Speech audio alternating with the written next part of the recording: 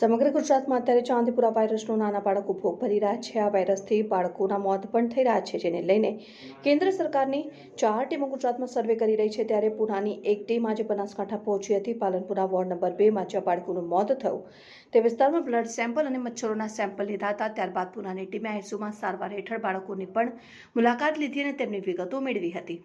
ગુજરાતમાં ચાંદીપુરા વાયરસના કેસો વધી રહ્યા છે અને બાળકોના મોત પણ થઈ રહ્યા છે। ત્યારે બનાસકાંઠામાં પણ ચાંદીપુરા વાયરસથી 3 બાળકોના મોત થઈ ચૂક્યા છે અને 3 બાળકો સારવાર હેઠળ છે।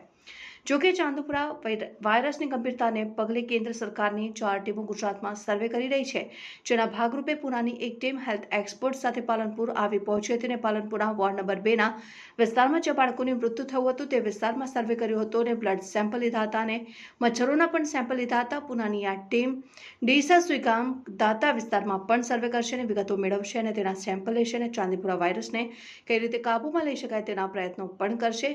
જુલાઈ માસની શરૂઆતથી ચાંદીપુરા અને એન્ટીવાયરસના કેસ મળ્યા છે। કેન્દ્ર સરકાર અને પુનાની 4 ટીમો ગુજરાતમાં સર્વે કરી રહી છે। જોકે આ ટીમ જે દર્દી છે, દાખલ થયેલા દર્દી છે અને મૃત્યુ થયું હોય તેવા કેસની પણ આ ટીમ તપાસ કરી રહી છે। જોકે 14 વર્ષ કરતાં નાની ઉંમરના બાળકોમાં રોગઘાતક જોવા મળે છે। જોકે જે બાળકો પીડિત થયા છે અથવા મૃત્યુ પામે છે તે ઘરના નમૂના લીધા છે અને જો કોઈ પશુપાલન સાથે સંકળાયેલું હોય તે પશુના પણ લોહીના નમૂના લેવામાં આવ્યા છે અને પુનાની આ ટીમ આરોગ્ય વિભાગ, ફોરેસ્ટ ડિપાર્ટમેન્ટ અને તંત્ર સાથે પણ ચર્ચા કરી સૂચનાઓ આપશે।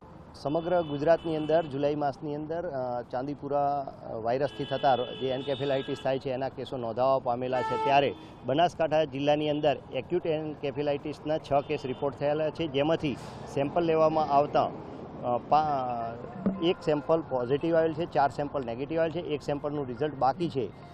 આ વાયરસ સામાન્ય રીતે સેન્ડ ફ્લાય નામની માખીથી ફેલાતો હોય છે અને નાના બાળકોની અંદર એના કારણે તાવ સાથે ખેંચ આવવાની બીમારી થતી હોય છે।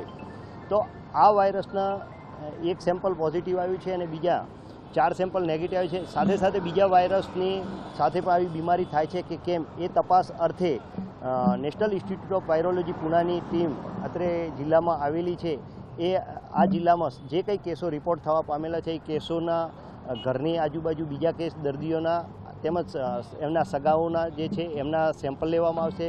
પ્રાણીઓમાં પણ આ વાયરસની કે બીજા વાયરસની હાજરી છે કે કેમ એની તપાસ અર્થે સેમ્પલ લેવામાં આવશે। આ રોગનો જે ફેલાવો કરે છે સેન્ડ ફ્લાયના તેમજ સાથે બીજા મચ્છરોનો પણ સેમ્પલ કલેક્ટ કરવામાં આવશે અને આનો સંપૂર્ણ અભ્યાસ કરવામાં આવશે અને જે કંઈ વાયરોલોજીકલ લગતી બીમારી છે એની આ ટીમ સંપૂર્ણ રીતે તપાસ હાથ ધરશે। અત્યાર સુધીમાં કેટલા મોત થયા છે? અત્યાર સુધી બનાસકાંઠામાં 3 મોત નિપજવા પામેલ છે। એમાં એક કેસ ચાંદીપુરા કન્ફર્મ કેસ તરીકે રિપોર્ટ થયેલ છે, જ્યારે 2 કેસની અંદર રિપોર્ટ નેગેટિવ આવેલો છે।